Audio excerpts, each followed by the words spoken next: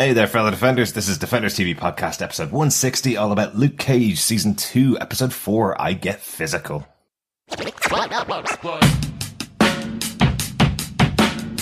I'm holding back?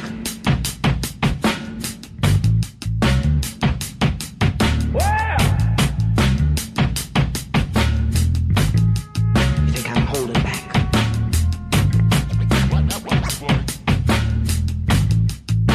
I'm out to save you.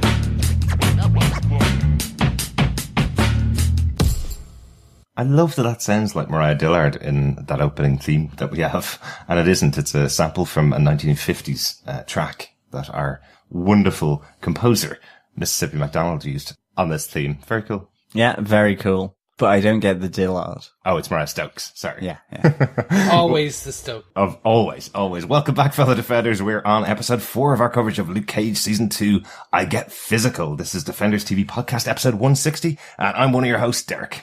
Hello there, fellow Defenders. I am one of your other hosts, John. Let's get physical. Let's get physical. You stole that from my the last episode from me. I was all set to just burst into song, and now I will just say, hello, I am Chris. Well, that's because you put it into our heads at the end of the last episode, Chris. You made it stick there for the entire last 5 days, I think. It is your fault, Chris. Yeah, I will happily take that fault then.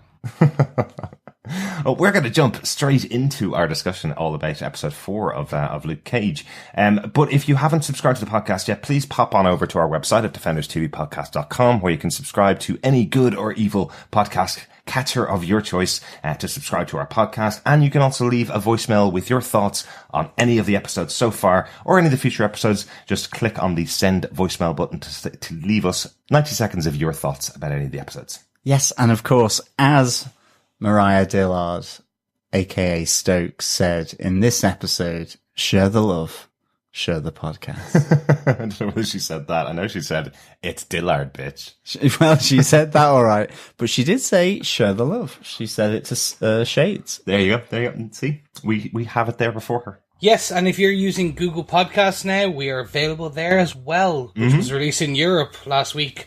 So, yeah, get us, if you're using that, don't forget to get us there, like and subscribe there as well. That's Leave right. us a review. But we're also over on Stitcher and every other, as Derek said, good or evil podcast catcher. Excellent. I think we're going to kick into our discussion about this episode.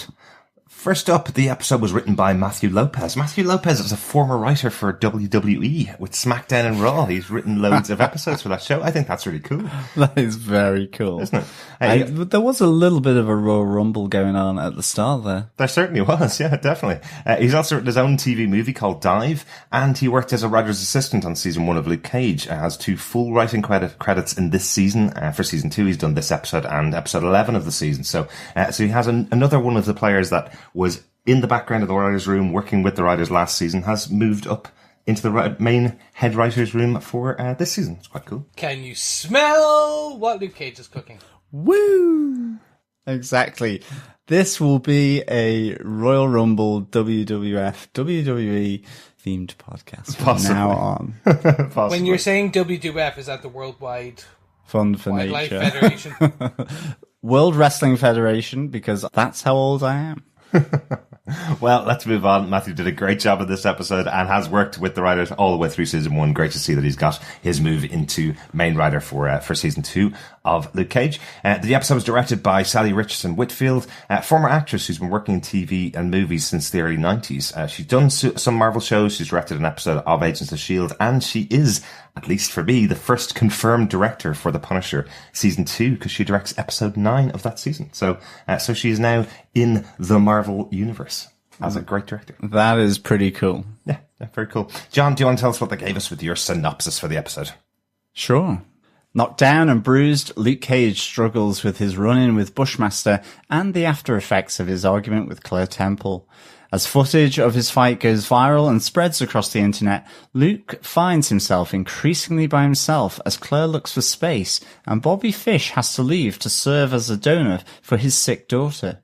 Luke distracts himself as he follows the trail of clues surrounding the Jamaican Yardie gang and Bushmaster. With the help of Misty Knight, they discover the rest of Nigel Garrison's body and Bushmaster's drive to right the perceived wrongs committed against his parents.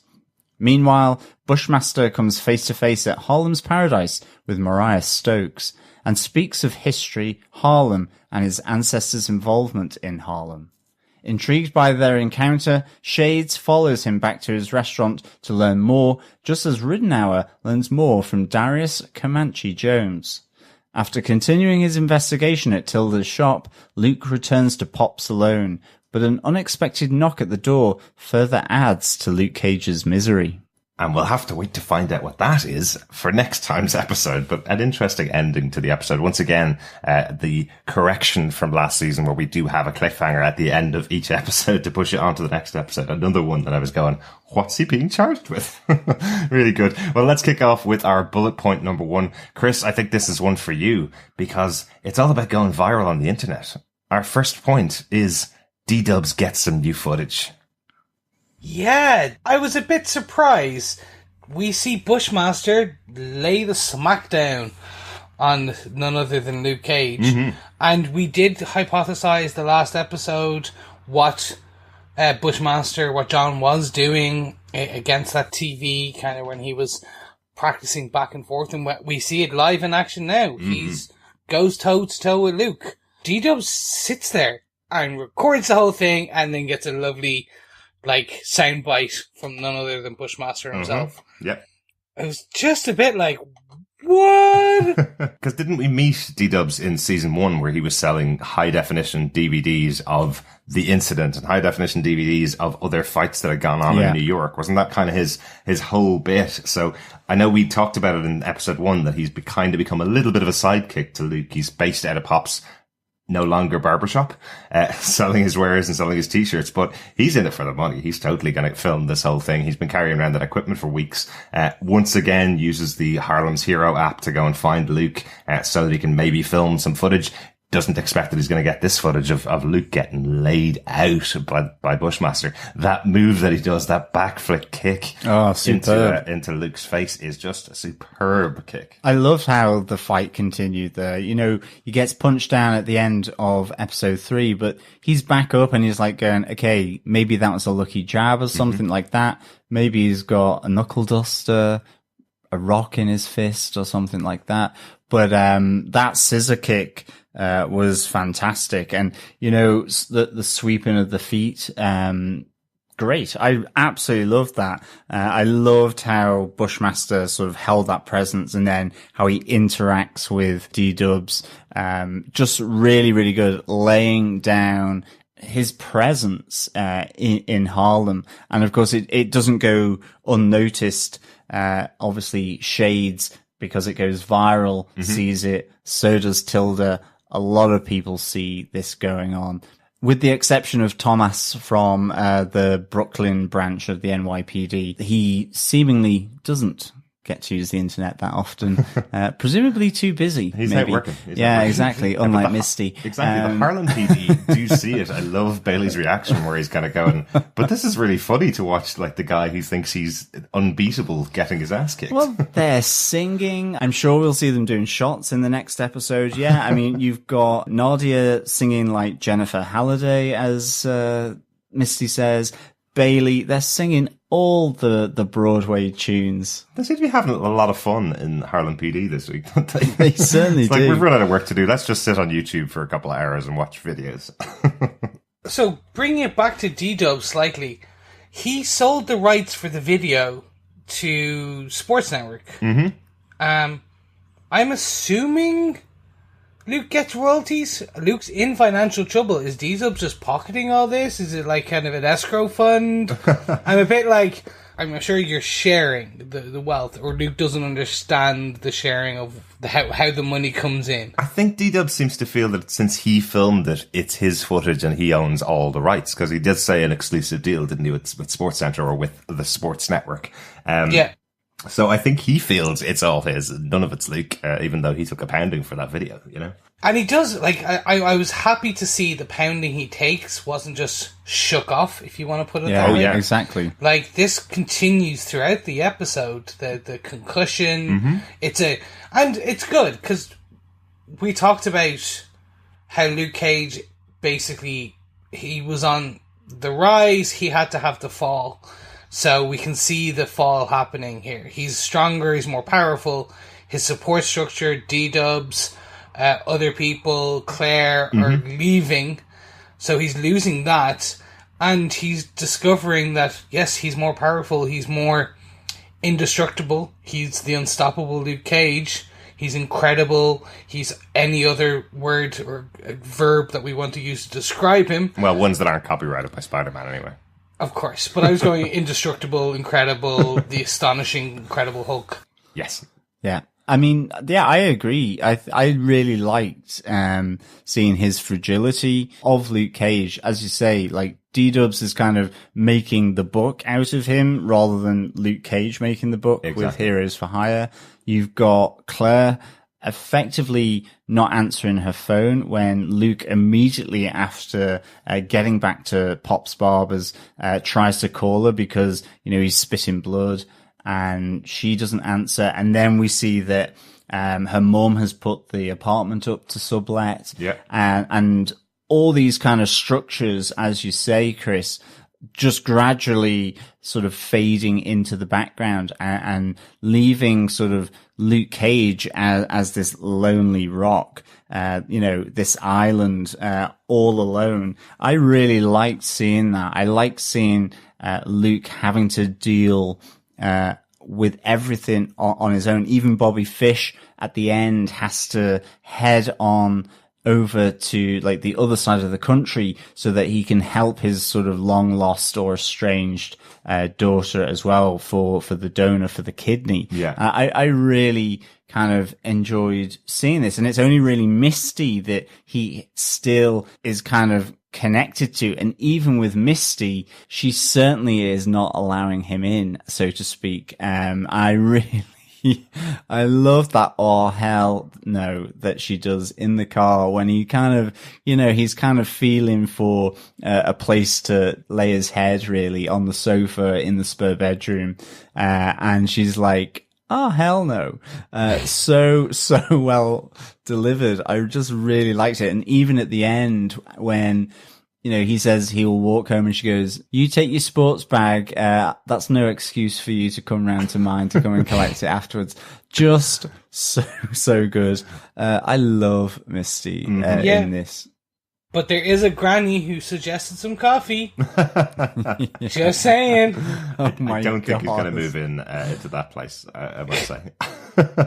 But no, I love that interaction between himself and Misty was really, really good. I love that they have that kind of investigation going on together, that she pulls him in and they kind of work out what way to cover it up. We talked about it in Jessica Jones season 2, Chris, where you were saying it would be nice to have a cop on the side of the vigilantes and working with them and having that kind of connection. Misty's obviously the one that's made for that purpose, to be the cop that works with the vigilantes. But I love how they do work together. I love that she's kind of going, okay, we've been in this area. We need to work out why a Harlem detective and Luke Cage will be together, and he's kind of gone, "Oh, well, just say you followed me. I'm in trouble all the time anyway, so it's grand. That won't get you into too much trouble." And she goes, "Well, the doghouse I'm in is better than the doghouse you're in, so that's fine with me."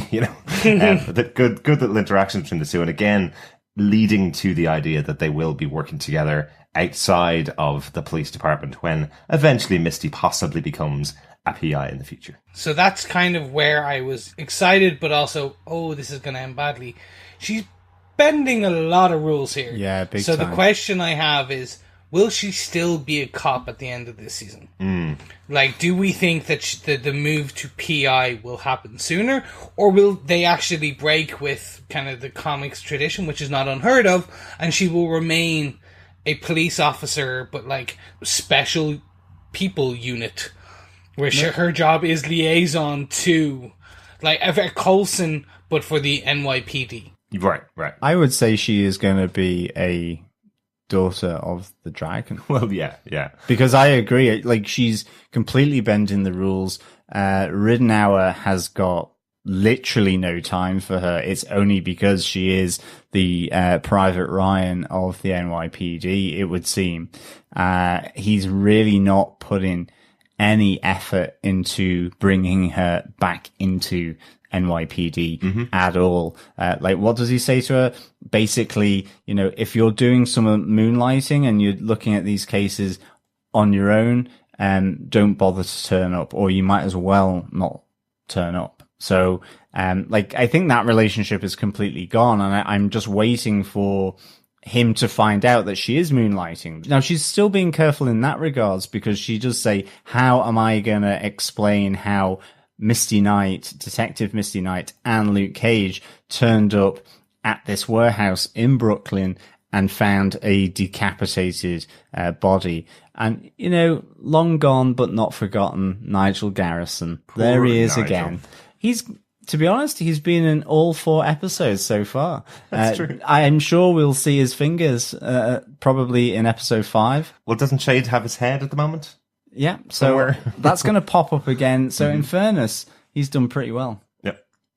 He looks a lot thinner. He looks like he's lost at least a head of weight. Even with decaying in a room in a warehouse by himself, he's looking svelte. He's a sharp Like, dresser too. I'm telling you. Like, the decay is good. And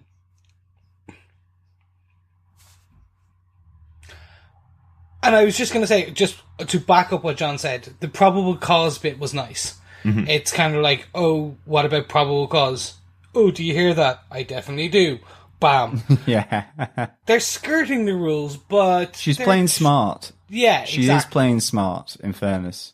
But I still think that she might end up miscuing at some point, and Ridenhour is just going to kind of pounce, basically. I just don't think her life is very long in the police department. That's all. That she thinks she's going to decide to move on, or it's going to be decided for her to move on. Speaking of moving on, bullet point number 2. Let's get on to Tilda and Luke. Yeah, we have the meeting of one of the Stokes family and Luke Cage. Very careful not to reveal herself as Tilda Stokes. And very careful in many, many other ways. I think I'm starting to land on your side here, Chris, about Tilda possibly having a slightly shadier side to her than we would have thought, being the innocent in the first couple of episodes. We see her remixing the potion that she gave to Bushmaster, using all the ingredients they had, making it up, and trying to work out what it was he was trying to create. But it doesn't work for her. She's still trying to work out what exactly it is. And then Luke arrives to find out what it was that she sold to him, and she plays completely coy. She says, oh, well, half the people that come in here got a bag like that when they got their stuff, and at least 3/4 of my customers are Jamaican men. So, hey, I can't really help you out. But she knows who Luke is. She knows he just got beaten up by a Jamaican man on a YouTube video that she clearly watched. And she doesn't put 2 and 2 together in front of Luke, at least. So quite interesting to have that little shadier side of her in this episode. I'm sticking with this. There is more to her. You saw that she, as soon as she figured out the Nightshade connection, she jumped into an old box, metal container with other books, pulling out some stuff. So she's definitely aware now. Yeah. I don't know. I think there is a not so sweet, not so innocent side to Tilda in this. I think that's what we're going to discover. Definitely. Will she end up being a true Stokes by the end of this? I think... I'm still leaning towards that. I think that we'll get kind of hints and drops across the remainder of the season. I'd like to see a reveal that because Bushmaster was sent to her from the other Yardies. Yeah. So maybe she has a connection with the Yardies. Right. Her trip where, remember there was a photo of her with a child in an African child as well. Oh, right. When the PR lady slid the photo to Mariah, it was a photo of her, and I was like, maybe that's in she went to the African continent and worked with refugees or something. And then I'm like, what if she went to Jamaica? Right. And she was helping in Jamaica, and then we find out she has some connection there. That they're the Yardies. It's like she supplies something.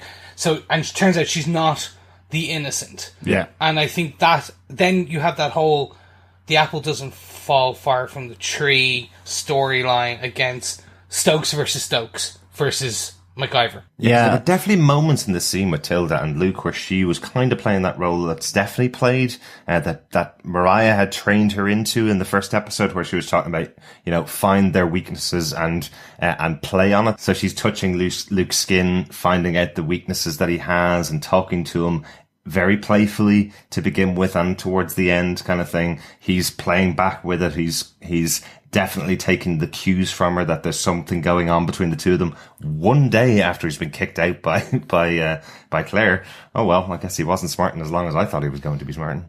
Yeah, I mean, this was a really interesting scene because, like, when I first watched it, I really did think, I was like, I didn't quite know how to take that.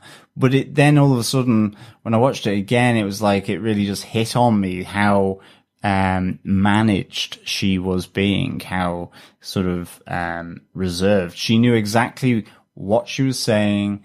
Even at the end when Luke said, what's your name? And she gave him her first name. Mm-hmm. I thought that was just really, really interesting. I wonder whether she will end up being, say, Mariah's savior, in the sense that she now knows about Bushmaster's recipe and probably what it's used for, whether she has some counter concoctions that can work against it. Mm-hmm. I just wonder whether that may be the case further down the line. And I agree with you. I think there is an element here where we're going to see that, she has Stokes blood in her, and she will be pure Stokes, as Mariah said about her in terms of how she played the piano.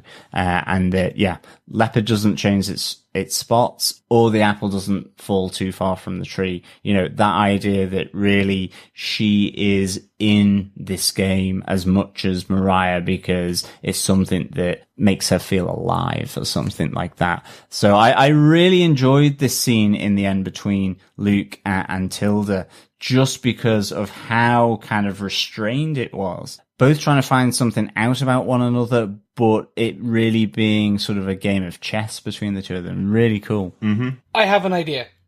Call me crazy. This is why I would love to consult with Writer Room. But anyway. You're crazy, Chris. Later on, and we're going to talk about it quite soon, who the Yardies are. Mm-hmm. What if Tilda is not 100% Stokes and Dillard? What if she is a product of Stokes and a liaison in the past, which would make her half Yardie? What if that is the connection? What if she actually is, we find out that she found out that she wasn't a Dillard at all. Mariah is her mother, but her father was someone else. She went off searching, found the Yardies. She is actually siding with John MacGyver, Bushmaster, to take down who she deems is a terrible person, a terrible thing, the Stokes. Because that scene in the house where she's talking about dinner and how the house used to always have this hushed tone, the bad side. What if that's like played on her continuously and she just wants to destroy that side? She wants to destroy the Stokes for what they did, to destroy her mother and father's marriage, blah, blah, blah. That would be a really nice push, or like the prompt that causes her to be bad. Again, now I'm speculating like hell here. I just like that idea of like, let's move it on to point 3 so people understand what I'm talking about. I just wanted to say, fellow defenders, I hope you're taking down these as notes for Chris's theories for season 2 of Luke Cage, because I want to come back to them at the end of the season, because that's a really interesting theory, Chris. Thank you. And yes, I think what we should do is at the beginning of the next Netflix one, we took down our predictions from watching no episodes, just random predictions. Come back at the end. That'll definitely be wrong then. Yes, bullet point number 3. Who are the Yardies? We learn a lot more about the Yardies this episode. Some interesting stuff in there. Firstly given by Thomas, the police department officer that Misty is talking to, where he effectively says that the Yardies haven't been around for years. And they have a gang called the Stylers who've been around since the Yardies were first put to ground many, many years ago. And he hasn't really heard about them in the area. But we kind of assumed that they'd been pretty lively and active in the last couple of episodes. Everybody seemed to know the name when Luke was mentioning it, but weren't very open to talking about it. But maybe that's because they've just come back out from underground or something. Yeah, I mean, I thought this history of the Yardies, the Stylers, Bushmaster, or should I say the McIvers and the Stokes, really fascinating. I mean, so far I've just really enjoyed Bushmaster, and we get his name here, John McIver, from Jamaica, coming in here. We get to finally hear the guy at Gwen's Caribbean restaurant there on the corner. Anansi is his name. He is Bushmaster's uncle, not his brother, like I think I said in the synopsis, but at the time we hadn't watched ahead, didn't know, is his nephew. And yeah, we really get a sense of, where this guy is coming from. And I loved him meeting up with Mariah Dillard as well in Harlem's Paradise. That whole chat between Misty and the guy who had leased out the warehouse as well, about, the man on top of the hill. And then we get to see that, that he's going to see these people on top of Sugar Hill, which are the Dillards or the Stokes in Harlem. And you just get the sense, and I think this is what it really puts across, is just how important history and that sense of sort of maybe betrayal at some point down the line. We see that as soon as that name is mentioned, Mariah Dillard is fully clued in about who that is. And also we get this notion with not Whiskey Watch in this case, but Rum Watch. We get the Bushmaster rum, and he says only 2 people know the secret and both are dead. And, we hear about Quincy McIver, and we get, this real sort of just dismissive tone from Mariah about people only remember the kings and the queens. They don't remember the skivvies, effectively. It's the real history is written by the victors kind of speech. Exactly. And I think this just really felt so nice. And yet the absolute balls of Bushmaster going into Harlem's Paradise, walking up, there's a shake of the hand there. And he sends a message. He ultimately does send a message to her. He puts his warning down that he's starting to feel comfortable in Harlem. You hear Shades talking about, well, they've just bought our weapons. And he doesn't need weapons because we've just seen him take down Luke Cage. So Shades certainly is feeling that there is a threat here. And maybe Mariah does as well, but she's certainly hiding it at the moment. And indeed, she is perfectly at ease to give as good as she gets when she really reinforces to Bushmaster that it is Mariah Dillard, bitch. Absolutely, yeah. A couple of things I really liked about this scene, and I suppose you can kind of now piece together what it is that Bushmaster's problem is, right? I think this scene, particularly with Mariah, gives enough information as to what it's about. It seems to be to do with the history of the Stokes, what they did. Mariah says that her grandfather, Buggy, had 2 partners only, and they were her parents, the Stokes. But he's kind of saying, actually, no, he didn't. He had somebody else involved in this, which is Quincy McIver. It feels like he obviously took this name, Bushmaster, from the rum that they had created together, and Quincy McIver didn't get any credit for it, but that's how the Stokes Empire was built, off the back of the money earned from Bushmaster rum. So that's quite interesting. We have a really good reason for a villain to have a name that seems a bit weird, right? So he's effectively just named it after his ancestral claim, which is Bushmaster rum. So it makes a lot of sense, right? And the creation of the bar, the working on the bar was also his family. They built the bar. I was trying to figure that point a second time. Yeah. But yeah, and I do like that her, as you said, history is written by the victors. So when she's talking about who built the bar, who built Harlem Paradise, she only mentions the 2 most powerful people. It's like a shoe doesn't care about an ant. Along that lines, which was really just, look, it was completely what I would call a really, like, you didn't know what was going to happen. As soon as you saw Bushmaster walk in there, I was expecting things to pop off a bit. Like, basically see him, like, take a few bullets, leap over the balcony, land, and then walk out type of thing. Right. To show, I don't need your guns, I could take you down now if I wanted to. But we don't see that. Again, you see him rein in his anger. Yeah. I'm getting the sense that he wants to first deal with Luke. And, as he said, like, he wants to win the heart, and then he'll take the mind of Harlem. And the mind being Harlem's Paradise and and the Stokes. So it's very much a revenge is best served cold. Mm-hmm. And I think he's willing to wait. What I'm interested to see is what will make him move. Yes, absolutely. Like, what is so just seeing this interaction, like, what's the point where he's like, okay, the goose is fat enough now that I can slaughter it? Mm-hmm. And that's it. Okay, again, we're 4 episodes in of a 13-episode series.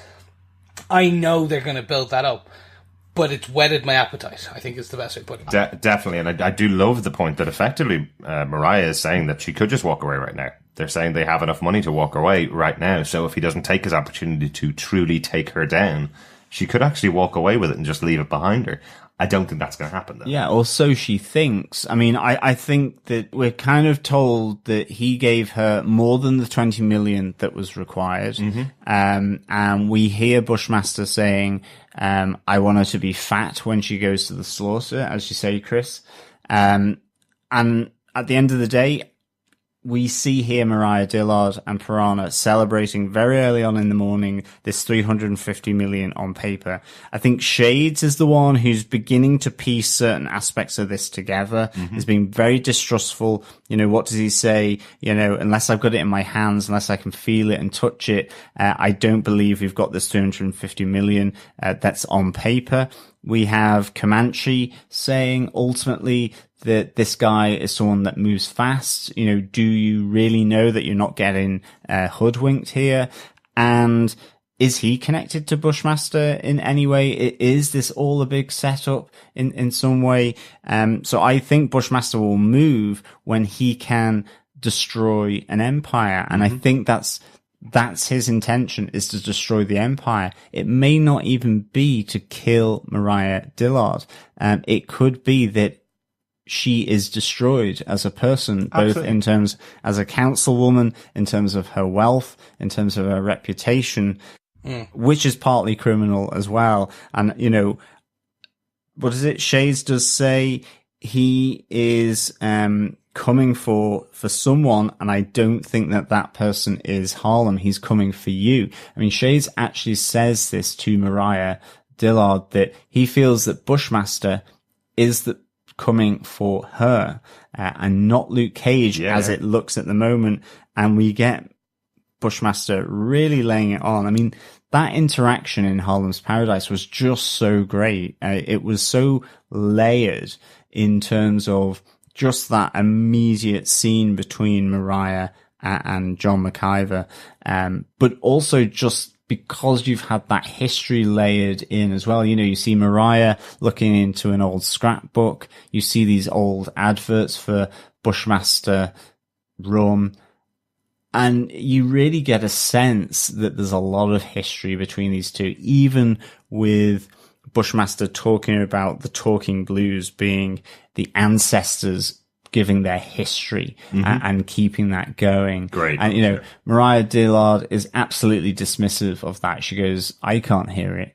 He is absolutely immersed in that soul of the Talking Blues, even in terms of the spirituality with regards to his ceremonies that he does to get the power or the movement to take down Luke Cage. So like, it's a real difference here between these two people coming from very similar backgrounds. I really, really enjoyed it. I just thought it was so nicely layered.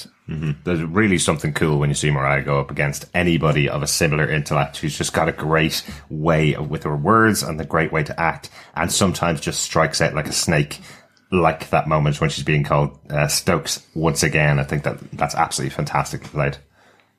I wonder, do you think after this interaction she is now aware of who John is? In terms of, he is one of the MacGyvers, he disappeared, he's come back to her. Has the realization dawned on her? Because what we know is John disappeared, went, and now he's come back the king, and he wants to take the man off the top of the hill. I think 100% she knows exactly who this guy is. Yeah. She went straight for that book that had pictures of her grandfather and somebody else with him, the photographs of Bushmaster. him choosing that name, being Bushmaster, indicated everything she needed to know about who he was. She didn't know John McIver. She says that in the last episode, but the name rang a bell with her, so that's why she knows who this person is and why he would be coming for her. But she's trying to play it calm and cool, trying to present that face that she always does, even to Shades. She's trying to present that face where she's in control, and she's kind of losing control. Okay, that's interesting that you say that, because I was wondering, does she dismiss him because she just knows that she can deal with him? She doesn't feel threatened, even though she knows the history, she knows the background, all of that. She feels that she can control it and deal with this kind of pretender, because she maybe just sees him as Nigel, someone that she's dealt with before, that he has just taken it over. Maybe she doesn't realize how personal it is, but certainly Shades has got that inkling as well. I think she sees it as, well, the Stokes already beat your family. There's nothing here for you. You're not them. They didn't get anything out of this. We won. The war is over. Walk away. I think that's the way she kind of sees it, but that speaks to her overconfidence as well. She hasn't had a huge amount of success since we've seen the start of season 2, so I don't know how she can be this confident about everything going her way. I suppose drinking at 9:15 in the morning, celebrating a $320 million on paper deal, I suppose that gives you a bit of confidence when somebody walks into your bar at 5:30 that night. Maybe, but she shouldn't be this confident. And the Bushmaster Birdie has told them everything, so they can manipulate that situation an awful lot. But I think moving on to bullet point number 4, there is another bit of manipulation going on here. We have Comanche the spy. Absolutely. Really interesting to see that this guy is an informer to Ridenhour. Even though that's probably his cover story, that because of Scarf he was able to get off and so on, they have utilized that, and that he is, keeping a beady eye on Shades and Mariah for the NYPD. So we were wondering why he was pushing so hard against Mariah and Shades to be involved in all the decisions and everything else that was going on. We knew there was something else behind him, and we knew either he wasn't long for this world, or he was going to convince Shades to drop Mariah at some point. But actually, it's much more intriguing than that. He is a plant from Captain Ridenhour to get more information about Shades and Mariah. And I love that moment when he walks in just after Piranha and Mariah have been celebrating, and kind of goes, actually, you don't know what you're doing here. I've learned a lot of this stuff. If you can't explain this game to a 7-year-old, then you're probably going to be the one getting scanned. And Mariah hates that idea that she may not be the smartest person in the room. That really gets her back up. So again, still not sure whether Comanche is going to last a huge amount longer, but really intrigued to see that he's now working for Captain Ridenhour. I think that's quite interesting. Also, there's a little bit of a dropped moment there where he leaves to go and meet Ridenhour, and you see Shades looking for him. He's told something happened with his mom. She called him up. Shades seems to know him from childhood. He instantly knows his mom's name, calls it out and goes, why would she be calling him here? So I think there's going to be a huge fall for Shades when he realizes that Comanche's not on his side. He thought this was the one person he could trust. He met him straight out of prison and gave him a job immediately afterwards. So this seems like this is a childhood connection that's been going on for years, and Comanche turning on Shades is going to be a big moment later on in the season. Oh yeah, 100%. I think we're also seeing not just the fall of Luke Cage and his support structure, we're seeing the same for the Dillards, the Stokes. So we are getting the mirroring. What it will come is what happens when the king and queen no longer love each other. That's what it's going to come to. I'm putting the bet down, boys, and I'm assuming we're all in agreement. Piranha is pulling a con. There is no big time shares. He stole the money. Yeah. Okay, Grant. It's just they're kind of smacking us in the face like Bushmaster smacked Luke Cage in the face. Exactly.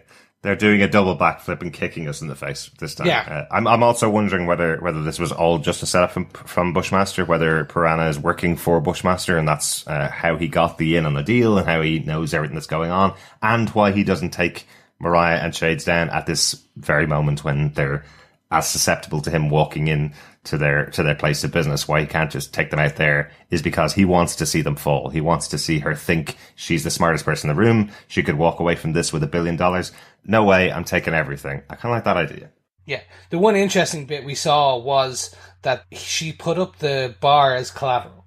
So that was slipped through. Yes. Yeah. So that's what led me to believe it's a scam. And as you said, I didn't want to go as far as that it's a ploy of Bushmaster. But yeah, I think it's just going to get... What we'll end up seeing is the bar becomes Bushmaster's and then probably becomes Tilda's. And beyond that... But no, it definitely... The bar will be ripped from them.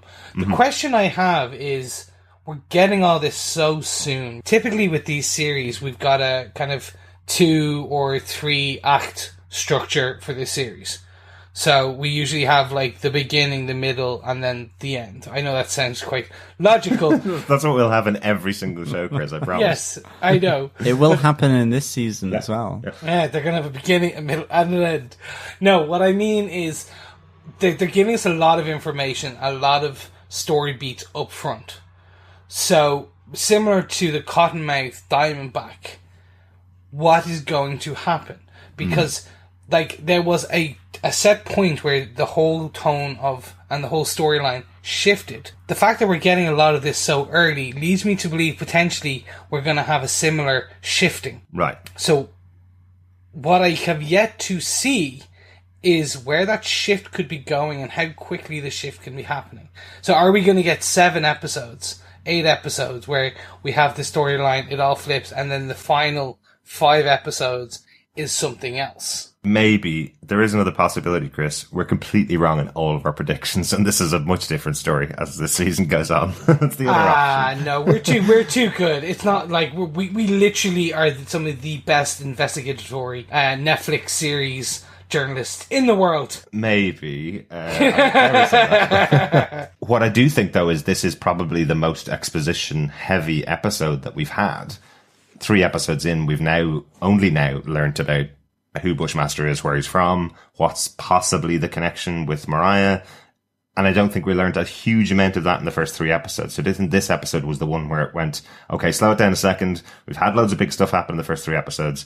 This episode, we're going to slow it down and give you some information. And then maybe the next couple of episodes will be a bit more sped up. There'll be a bit less new information given in those episodes. And then we'll have another slow down again a little bit later just to keep the story going as well. But it advanced the story so nicely in terms of, you know, at least at this moment in time, that central Stokes versus MacIver. Really, really interesting to see that history, because you're there for the first 3 episodes wondering, okay, why is he absolutely obsessed with Stokes?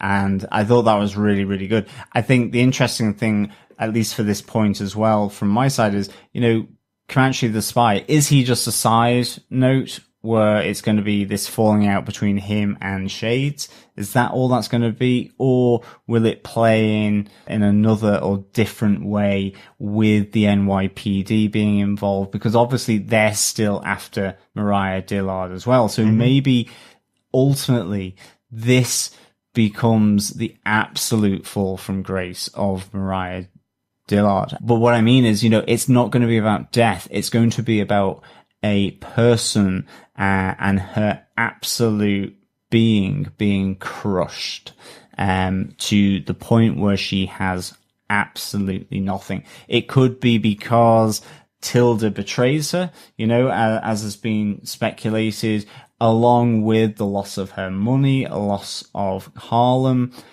the loss of everything, you know, Shades, Harlem's Paradise, and all of this stuff, and ultimately respect. Okay, I've had a lot of sugar, as our fellow defenders can probably guess by the amount of stories and theories I'm coming up with. No, we just called this episode 4, Chris. Okay, yeah, that sounds about right. I was trying to figure out how they were going to deal with Ridenhour. He's so against Misty, blah, blah, blah.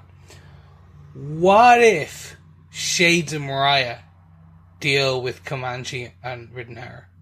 That they find out Comanche is an informant, they need to stop things. What if Shades, so distressed that Comanche has turned on him, doesn't just go after Comanche and kills Comanche, but goes after the man who has turned Comanche against him? Well, yeah. We've seen his rage before. It comes up quite easy. So that could be on the bar. If Mariah drops him and he finds out Comanche's been informing on him, he goes crazy, kills Ridenhour, kills Comanche, and then that allows potentially Captain Misty. They can't have her on active duty. Well, you can make her a captain. That could be interesting, and she can reform the NYPD from inside. But I just think, I was trying to figure out, because Ridenhour is so against Missy, he's so against, and now we find out of this. I was like, how are they going to deal with someone who's so set against the vigilantes, he's no Jim Gordon. Yeah. From Batman universe. He doesn't believe in vigilantes. You need that someone believing in the vigilantes to a degree, and I think that could be a way to get rid of someone who's against them and bring in someone nice and new. Right. And that's what I thought was just going to drive Misty out of the police department so that she can go and join Heroes for Hire with Colleen, Danny, and Luke. So having him around would be the reason that she would leave the police department. But that's an interesting theory, Chris, definitely.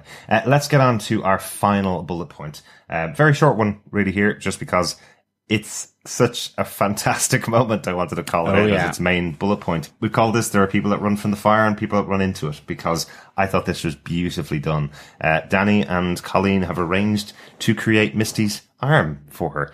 We see the little round box where she's called out by her full name by Danny and Misty, just to make sure it gets her attention.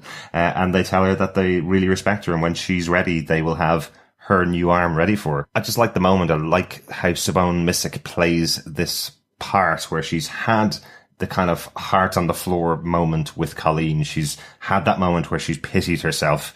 She's picked herself back up, been shown what she can do again, and Colleen and Danny are going to her saying, when you're ready, we know you will be. This is here waiting for you. And she just plays it as kind of a, yeah, okay, I think I could do that. I think I can step up there.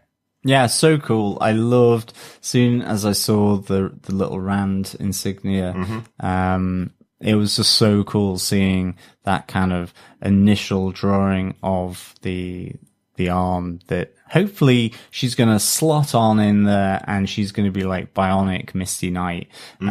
So cool. And obviously that we'll probably get a bit more of Colleen Wing, who I just loved in the last episode, in episode 3 with Misty. I think she's still unsure in the NYPD, in her precinct there in Harlem. You know, she's still getting flack from Ridenhour. She's kind of, I mean, I have to say, just the look on her face when Nadia was just singing the show tunes was priceless. I mean, I was just like going, I'd be doing exactly the same thing, even though I do actually like show tunes. Yeah, okay. I would be doing exactly the same thing. I'd be rolling the eyes going, what are you doing? It's not set up perfectly for her coming back to the police, even though that's what she wanted to do because she was sick to death of just like hanging around her apartment.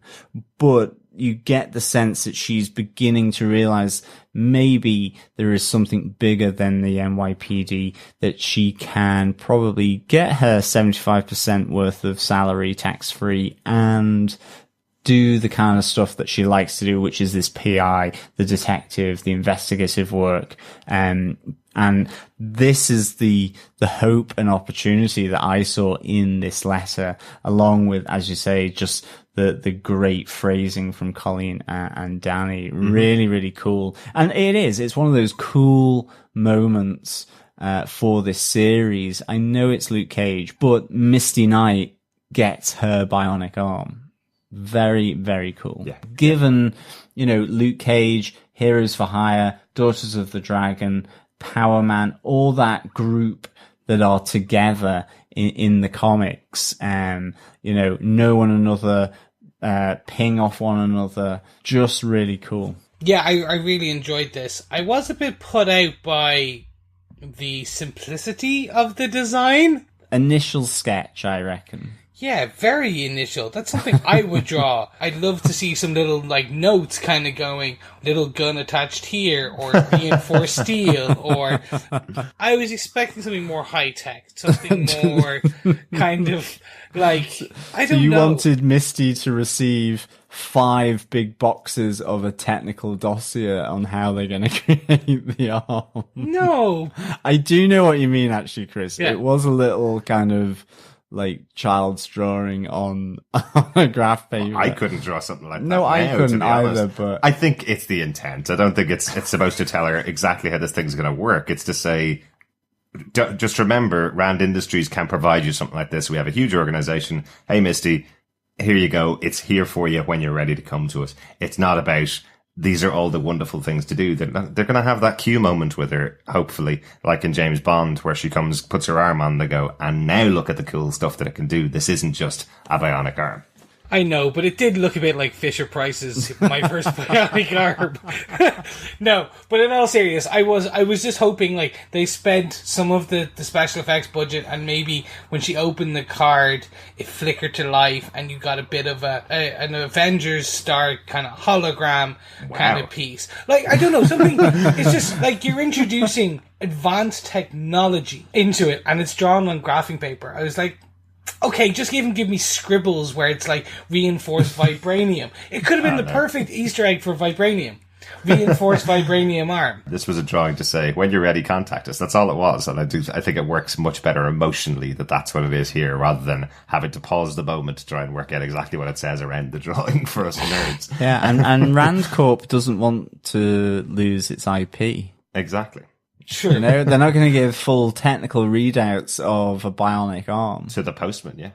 It could get lost in the post, exactly. Hey, that was courier delivered. There was no postage stamp. That's true. Roxxon could intercept the post, and then they've got bionic arms for all the baddies. True, we have had Hammer Industries already name-checked in this series so far. One bit I just wanted to call out, because I know some of our fellow vendors is probably going, come on, Chris, say it now. For those of you who don't know, in the comic books, it's actually Stark Industries and Tony Stark that creates Misty's arm. So because they don't want to cross over too much, and I think we talked about this before in the last season, it's going to be Rand Enterprise.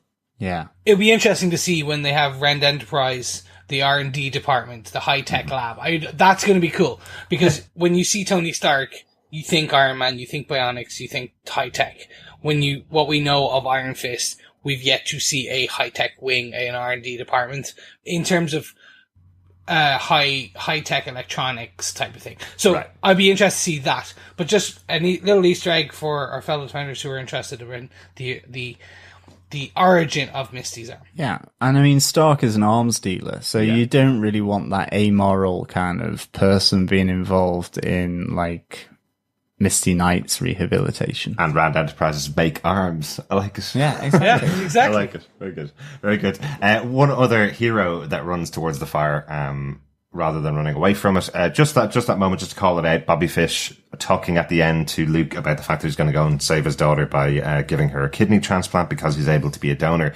I do think this is just underlying that idea of there are many different types of heroes. You don't have to be able to punch through a wall or have bullets bounce off your body to be a hero. I think this is just underlying the fact that Bobby Fish is also a hero because he's willing to give up his life for a girl he's not known at all for most of her life. I think it's interesting that we've had the mention of a daughter from Bobby Fish twice now in the series.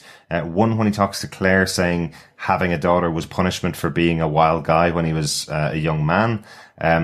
It does seem to be a different daughter here that he's talking about because he says that her mother and him split when she was very young and he hasn't really seen her, doesn't really know much about her, but he was still willing to stand up and give his kidney to save her life. So it does feel like a different daughter, or else there was some mix up in the writer's room possibly about that idea, because the other daughter they talked to with Claire seemed like he knew her really well and it's been punishment for him. So I don't know whether you guys have any thoughts on that at all. I just assumed they were reconnecting. That he was so close to her back in the day, something happened, now they're reconnecting over the kidney piece. I was also just assuming they were getting rid of Bobby so that Luke's by himself, and that they'll explain more when Bobby miraculously returns on episode 11 or 12, 13. Right. Yeah, I mean, I love the scene between Luke and Bobby. I love them reminiscing about Pop. Bobby kind of says, so you've already done an Eric Benet, and now you've been knocked out as well. You know, it's going from bad to worse.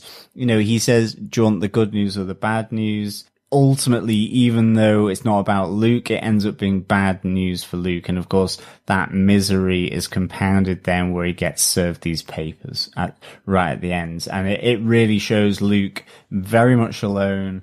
You know, even D-Dub says, are you going away? You know, you're laying low after the knockdown from Bushmaster. So, you know, Luke really is kind of quite a lonely figure at the moment, other than Misty. And even though with Misty, she's supportive, but she's not giving him any inch. Like, she's not gonna let him wallow or take advantage. And he's very much suddenly on his own 2 feet here, with Bushmaster and Mariah Dillard still very much present. Yeah, absolutely. I think that's our top 5 bullet points for the episode. Any notes, guys?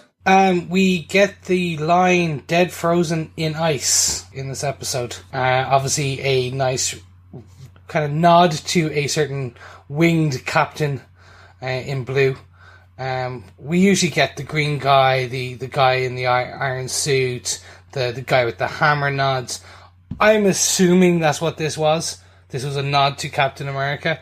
Maybe. It could just be a passing phrase, like... Maybe. It was Mariah talking to Bushmaster when he was drinking the Bushmaster rum, and she's saying to him, some things are better left off dead, frozen in the ice. Potentially that's about the drink. He's got ice in the drink. Potentially it's just a regular kind of comment that you would say in a post-Captain America world, where you would say, I wish he was in the ice still and not out here fighting bad guys. Maybe it is that. But yeah, I definitely got the same feeling, Chris. I saw the frozen in ice line and felt it was some kind of reference to that as well. Definitely fun seeing Bushmaster with his family in Gwen's, seeing the real Bushmaster that we haven't really seen in the previous couple of episodes. We've seen him as the man with the plan. We've seen him as going after Luke. We've seen him as going after Mariah. But having that moment with him in Gwen's restaurant with all the rest of them surrounding him and having kind of fun with them as the new returning person from Jamaica to this gang of friends and family that he has there. I thought that was a really nice touch to have a moment with him like that as well. He also does get another big Marvel type line, John. As a Doctor Strange fan, you must have kind of liked that. Well, I think it brings the mystical side of things back into this show. Certainly, the voodoo element from him, where he goes, magic is science in its strongest form. So it's also channeling a bit of Thor as well, though, because you know, and I it's an interesting slant. It is that slant that magic is just stuff that cannot be explained, and in other realms or dimensions, it is effectively science. I think the Ancient One talks about it being, you know, the harnessing of energy that is all around us. So it really, again, a nice little mystical thing. And I think that's really good. And certainly if we see Danny Rand coming in here, that would be a cool element to bring to Bushmaster. You know, we kind of thought that maybe the mystical element, other than with Danny Rand, would be kind of gone from maybe the majority of the Defenders, certainly with the hand having been chopped off in the Defenders series. But I like this little flavor of it, the element of that mystical voodoo from, you know, the traditions of Jamaican and Caribbean culture. I think it's really, really cool. Yeah. And I say that as a big Brother Voodoo fan from the comics. Like, I love just everything around and surrounding that character. So this makes me excited. Yeah, no, really cool. I love they've done that little drop in there in their conversation. My final note really is just about Christone Kingfish Ingram, who's the artist that's playing throughout this episode. He plays 2 songs, plays a cover of The Thrill Is Gone and I Put a Spell on You, and is definitely another one that's up there on my top level. This kid has got such a talent on guitar. He's like a mix of B.B. King and Prince. He's got that really beautiful blues voice mixed with his guitar playing. He's really, really good. I think he's only 19 or 20 years old now at the moment. So he's really early on in his career. I'm really looking forward to seeing what he gives us in future. But these two songs were so well played to be, again, just like in the previous episodes, brought in to the conversation because it's so important for this show to be brought in by Bushmaster talking about the blues is your ancestors talking back to you. Really beautifully done. Really, really beautifully done. Yeah, I'm a massive fan of B.B. King, so seeing him do The Thrill Is Gone, Right. I was just like, yeah, this is great. Excellent. Guys, think it's on to defense unless there's any other notes? Nothing from me. No, nothing from me. I can smell a defense is coming, as The Rock would say. I think they are. Chris, on that note, do you defend Luke Cage? Season 2, Episode 4, I Get Physical. I 100% defend. This is a slower episode. I do want to put that in there. There's a lot more exposition. We're finding out a lot more. We get that sometimes around the 4, 5, 6 episodes where it does slow down. Then we get another peak, slows down, and we get the final. So I was expecting it. I don't think they're going for the slow burn, long payoff of like we'll get the large payoff. I do think now we're going to get a 2-arc structure.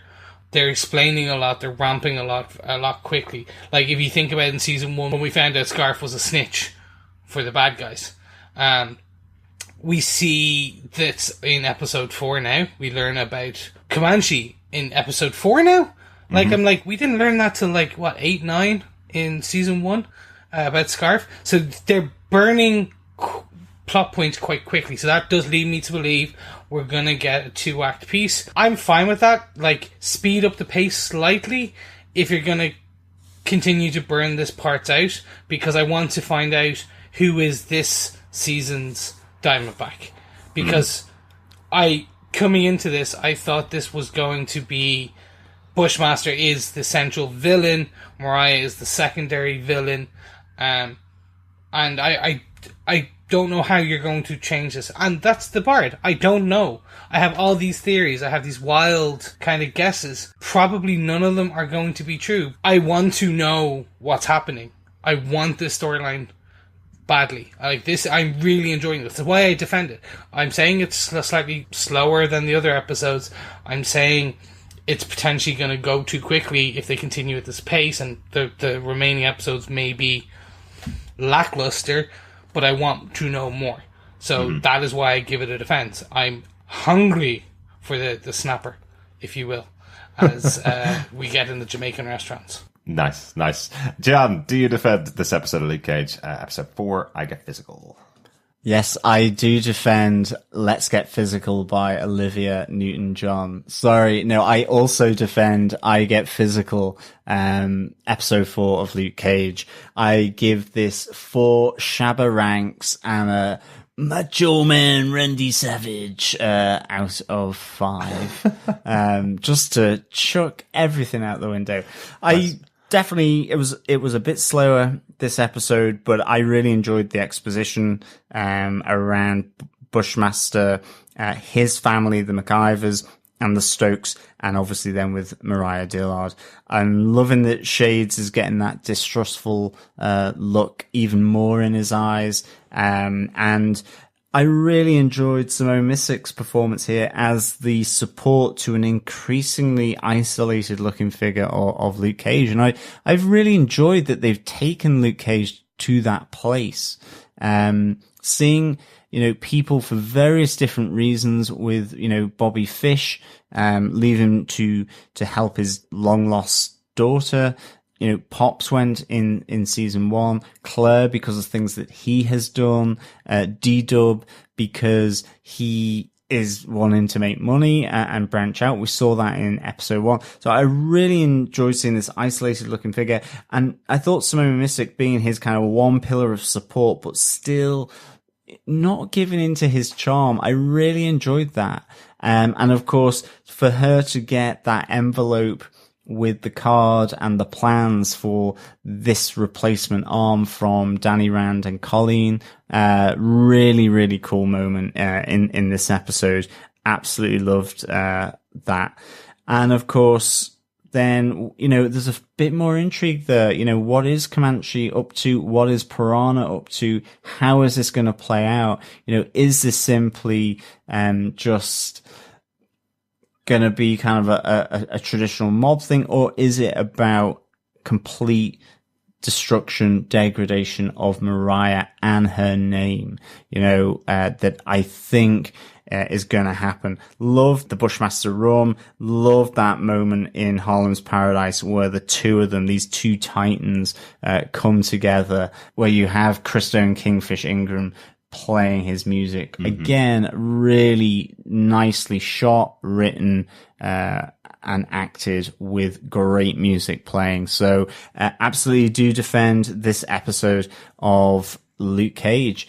So, Derek, do you defend this episode of Luke Cage, I Get Physical? Yeah, another defender for me. Easy defend this one. These shows are going to always have episodes that are heavy on exposition, but that's what these shows are about. They're 13-episode shows that drop in one day, and most people watch them straight off the bat. So an episode of exposition just means you're being told the story here. You're being shown the story. It's not like The Flash. It's not 13 episodes of he meets a bad guy, he beats him up at the end of the episode, and then he sticks him in a cage, and then move on to the next episode. He beats a bad guy, he punches him up, sticks him in a cage. These are actual storytelling shows. These are shows about what's happening with all of the characters, how are they interacting, how do they know each other, what's the background, why does one hate another character, what's their past. And this was a really well done version of that, I think. It laid out the groundwork for the rest of the season. It gave us some really good background details on our main bad guy here. So he's not just a villain walking into the show. And it gave us some great stuff with Misty, as we all have said. And it's laid Luke Cage low once again, and he's been served now. So let's see what's happening in the next episode. Looking forward to seeing that one. Guys, let's get on to some feedback as we're getting our feedback rolling in for our episodes as we go along. If you want to send in feedback, you can email us at feedback@defenderstvpodcast.com, or you can leave us a voicemail over on our website at defenderstvpodcast.com, or you can go on to our Twitter account at DefendersCast, like the director of episode 3 of Luke Cage season 2, Mark Jopes did, who told us it was an absolute privilege to capture two amazing actors playing off each other with such visceral honesty, like Rosario Dawson and Mike Colter. He says, actually, in all the intensity of the scene between the two of them, we had a really big laugh. At one moment, Rosario took a long, long pause, and I was thinking, wow, she's really into this. Then suddenly she turned to me and said, I'm so sorry, I need to pee. Great moment. Thanks so much, Mark, for sharing that with us. And that was our favourite moment of the last episode. I love that they can have these moments where someone like Rosario Dawson is on stage and everybody's thinking she's being really intense in their performance, because she gets there so often in the movies that she's been in and the TV shows she's been in. She is a really intense actress when she needs to be, and just for it to turn out to be a moment where she needed a little personal time. That's great. Thanks so much for that, Mark. Moving on, so over on Facebook we got some great feedback from Jamie Young, who says, I know I mentioned Shades of Mariah in episode 3 feedback, but I feel like the precariousness of their relationship is even more on display in episode 4. At the end of season 1, Shades was pulling all the strings, but it seems Mariah is now the one in charge, and Shades doesn't appear to be too happy about that. It would be fun to see how the tension plays out. I can't help but think they'll probably turn on each other before the end. Jamie went on to say, I'm so glad Luke and Misty are still friends. Misty's response to Luke asking if he could crash in her place was hilarious. Hell no. Definitely. She finished off her feedback with, my only concern so far is that a little bit worried about Claire's character arc. She's kind of just Luke's girlfriend now, and that's unfortunate. Maybe I'm wrong, maybe the writers aren't done with her yet, but I hate to see such a strong and assertive character being reduced to the love interest who runs away when things get complicated. Jamie, I 100%, I think we've already talked about this, and we talked about it in the last episode, and I think myself and Derek are in complete agreement with you in that we don't want Claire just to be reduced to the love interest who runs away. She has a fair reason for leaving, and she sticks to her guns. Yeah. I don't want her coming back to complicate or degrade her rationale for leaving. I think there'll need to be a strong reason for her to come back. But I don't think she's just Luke's girlfriend. She's our night nurse. She's our Netflix night nurse. She's been a threaded character. We've grown 160 episodes of Defenders TV podcast. She's been in every one of the series. she's been there with us. Yeah, absolutely. Really good points there, Jamie. And I really think that she hasn't run away. I think she's making a point, and I think that she really has tried to get that across without running away. For the short time we've been with these characters for the first 3 episodes of this season of Luke Cage, I really think she has some really strong dialogue, and I actually think it's more that she's made a point to say, I'm separating myself rather than a runaway as such. Absolutely. She's made a stand rather than running away. And I agree with you. I don't want her to be Luke's girlfriend anymore. I think that's done now. And I'd like it to be Claire Temple with Colleen Wing and with Misty Knight in a completely different storyline going on in the rest of the series, in this storyline in Harlem. I want to see that. Yeah, thank you, Jamie, for the feedback. I am absolutely with you on Misty's response to Luke as well. And I really can't wait to see Shades and Mariah and how that all turns out. Claire Payne also on Facebook says, I absolutely love this season of Luke Cage so far. One of the highlights in this episode for me was Misty receiving the drawing of her new bionic arm. After a great scene between Misty and Colleen in episode 3, in Colleen telling Misty that losing an arm should not let this be the defeat of her, has now got to get used to the idea of having a part of her back. Brilliantly played by Simone Missick. Absolutely. Really enjoying Simone Missick playing Misty Knight here. Absolutely loved it, and I really hope to see her develop both with Luke but also with Colleen, as we've seen, I think in, as you say, episode 3 and 4 of this season, Claire. Yeah, really nice points. Doug Green replied, I've got 2 episodes left and Simone Missick kills it all season. She's easily my favorite actress on all the Marvel Netflix shows. Well, that sounds fantastic, and I really can't wait to get into the rest of the season and just to see how good Simone Missick is as Misty, because she's been just great so far. Absolutely. Sure. Yeah, thanks so much, Claire, Jamie, and Doug. Can we tell Claire now that because of the amount of feedback that we've got in from her, from all the Defenders shows and from Gotham TV podcast, and because Claire Temple has not been on screen for a little while in our podcasting group, that we've actually called Claire Temple Claire Payne about 20 or 30 times over the course of the last couple of podcasts.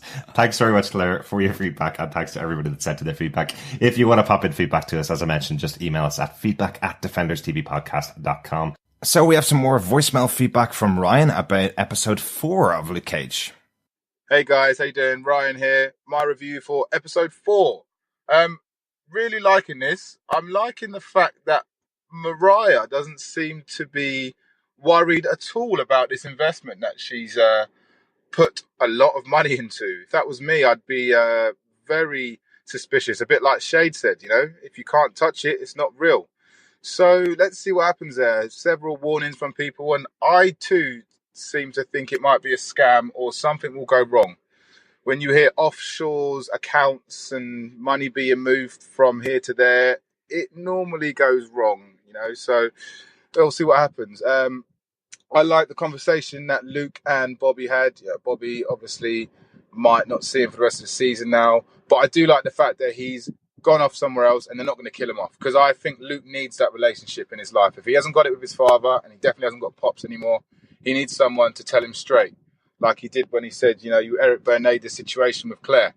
And it is, he was a very silly man, Mr. Eric Bernay. You cannot have a woman like Halle Berry in your life and do what he did. Very silly. But so far, so good. Again, loving this. And this could be, like one of you said, I think it was Chris, this for me could be one of the best Netflix Marvel series so far. But we are only 4 episodes in. We did think that with last season, and look what happened. So, yeah, so far so good, and speak to you soon, guys. Bye-bye. Thanks so much, Ryan. Really good feedback there. Yeah, I think we're all on the same page about Mariah, that she's really taken this idea of easy money a bit too simply. There's definitely something there in the background. Yeah, cheers, Ryan. Definitely agree on Mariah, but oh God, I need to call my broker. This is making me think about my offshore account. Of course, as soon as you're going offshore, Swiss bank account, it's just bad. Yeah, speaking of Swiss bank accounts, we can't really say anything. I think I have 6 Swiss bank accounts, to be honest. Yeah, definitely offshore accounts, Swiss bank accounts. Yeah, and definitely that little call of, and you've given me power of attorney that only grants me access to sort this particular situation out. Yeah, that guy's gone. He's on the run, right? Yeah, absolutely. Thanks, Ryan, for the feedback. Completely agree. You know, Luke is probably getting a little lost here with all these father figures either have gone, died, left him, or he's not willing to sort of engage with. And of course, he's lost his lady in his life as well. So, yeah, really good point. Eric Benet, Luke, what did you think? What did you think? Exactly. And best season so far, Chris? How are we going? We're still good. We're still good. Like, I'm now, the more I'm watching, I'm like, please don't pull a diamond back, but okay. Let's see how it goes. I'm open to wishing and wanting. There you go. Well, Ryan has one other message just for you, Chris. Guys, also forgot to say, I'm happy to take on the challenge of, translator for anything that you guys need to know that the Yardies are saying. And just so you know, this slang is called patois. But I am not going through everything and breaking it down one by one. But if there's anything you guys need to know, feel free to ask me. And if I know, I'll let you know. Not a worries. But yeah, thanks, Derek. I think you have my back. He said that's a lot of work. I don't really feel like going through and breaking down every single bit of slang that's been said by the Yardies in this. But I will help out our fellow defenders as much as I can. So thanks a lot, guys. Bye-bye. Nice one, Ryan. Thanks so much for that. Realistically, that's what subtitles are for. I think Chris was giving you way too much of a job there. Always got your back, man. Yeah, Always exactly. We couldn't stop paying the minimum wage either here on Defenders TV podcast. Well, because we have no wage. Yeah, exactly. Ryan, thank you so much. I was going for a stretch goal. Okay, we can make it more realistic. Anything cool, like go on. It was go on, wasn't it? Mm-hmm. I've been really trying to find a way to use go on in normal everyday conversations, but I'm just getting looks of derision and confusion from most people. I'm really enjoying just the culture. I'm enjoying the language. Excellent. You know, Chris, there's a really easy way to solve this. You could just go for Mrs. Doyle with, would you like a cup of tea? Go on, go on, go on. That could God work. bless Father Ted. That could work for you. How about going for Irish culture and looking for a cup of tea? The one thing I do want to ask Ryan, actually, is because I heard it twice now. Mariah, I think, said it to Nigel, is she kind of said wagwan or something like that. Okay. It seemed like a salutation, like hello or something, or how are you doing, something like that. It'd be really interesting to know Cool. what that means.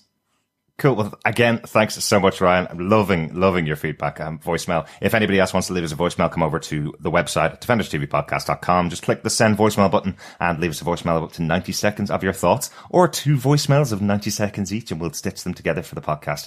Keep going, Ryan. Send in your feedback. It's been really, really enjoyable hearing your thoughts so far. Yeah, absolutely. Thanks so much, Ryan. We'll be back with our review of Luke Cage Season 2, Episode 5, all sold out next Tuesday. And then we'll be back on Fridays and Tuesdays each week from now on with a new episode of our reviews of Luke Cage Season 2. Thanks so much, fellow defenders, for joining us. Guys, thank you so much for joining us. Yes, share this love and we can all get sold out together next episode. As always, thank you so much for listening. It's a pleasure speaking with you. And of course, I'm off to find Nigel's head as he listens to Shabba Ranks whilst the rest of his body dances along unknowingly to that fantastic, I think, early 90s tune. Mm-hmm. But once we've listened to Shabba Ranks, we'll be back with you next time. Shabba. Speak to you later. Bye.